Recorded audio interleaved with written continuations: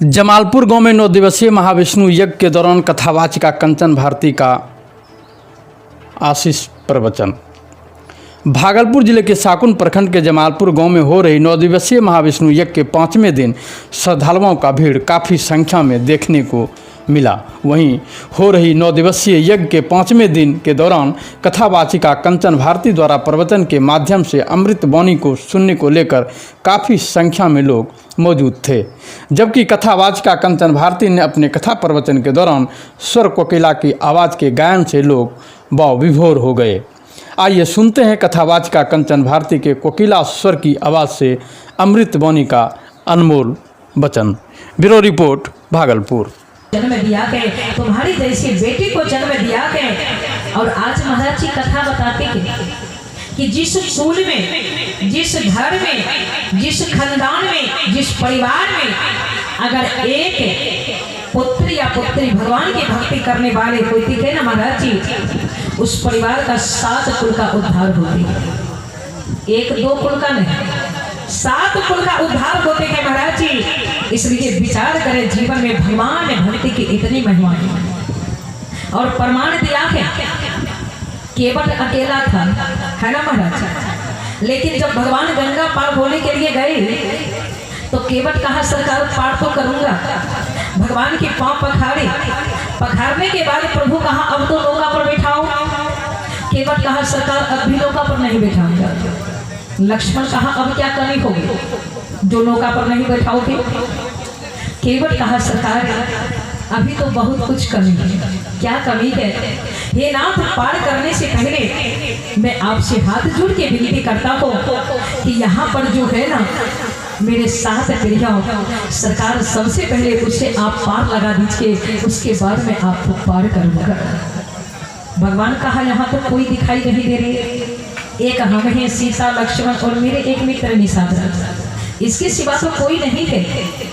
केवट हाथ जोड़ देते हैं सरकार मैं जानता हूँ कि आप मुझसे कह रहे हैं कि इसके सिवा कोई नहीं है, लेकिन हे अंतर्यामी, आपको तो सब पता है कि मेरे 7 पीढ़ियों जो मेरे पूर्वज था ना, मरकर अभी तक इस गंगा के घाट पर पड़ा है। सरकार अभी तक किसी का उद्धार नहीं हुआ।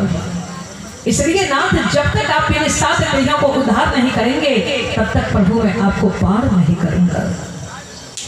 अति आनंद उमगी अनुरागा, चरण सरोज पखार न लागा। भगवान से केवट ने अपने 7 पीढ़ियों को उद्धार करवाया। उसके बाद केवट ने प्रभु को नौका पर बिठाया। आज एक भक्त केवट था, लेकिन अपने 7 पीढ़ियों को उद्धार किया ना माँ जी। इसी प्रकार से कथा ज्ञान देती है कि जिसके परिवार में अगर एक पुत्र या पुत्री भगवान की भक्ति करने वाले हो जाए, उसके 7 पीढ़ियों का उद्धार होने से कोई रोक नहीं पाएगा। इतना भगवान कथा के महत्व है। आज मैया की बातें सुनकर बाबा धन्यवाद करते हैं। देवी, सबसे पहले मैं तुम्हारे माता पिता को धन्य करता हूँ कि तुम्हारी जैसी पुत्री को जन्म दिया। और आज तुमने देखने में सुंदर था हीरा।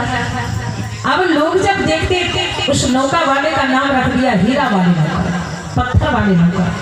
देखने के ख्याल से जाते चलो भाई फलना मलाहा के नौके में जो पत्थर थे ना, देखने में अति सुंदर।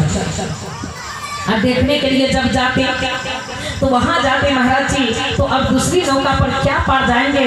पत्थर देखने के ख्याल से देखते और उसी के नौका पर बैठकर पार भी हो जाते। पत्थर के कारण महाराज जी उस मलाहा की कमाई 4 गुना बढ़ गई। समय बीतते गए, महीनों लग गए इस प्रकार से। लेकिन एक दिन महाराज जी वहां पर एक सेठ जी आए पार होने के लिए। सेठ जी जैसे आए पार होने के लिए तो पत्थर को देखा तो सेठ का मन बड़ा आनंद हुआ। मलाहा से पूछा, मलाहा भैया ये पत्थर तो कहाँ से लाए हो?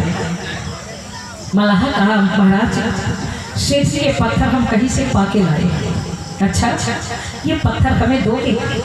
मलाहा कहा, क्षमा करें सेठ जी, इस पत्थर के कारण तो मेरे 4 गुनी कमाई बढ़ गई। अगर ये पत्थर दे दूंगा तो हमारी तो कमाई रोजी रोटी चली जाएगी। सेठ जी कहा, मैं 200 रुपया दूंगा। मलाहा कहा, फिर भी नहीं दूंगा। 300 दूंगा, फिर भी नहीं दूंगा। 400 दूंगा, फिर भी नहीं दूंगा। दूंगा। सेठ जी कहा 500 रुपया दूंगा।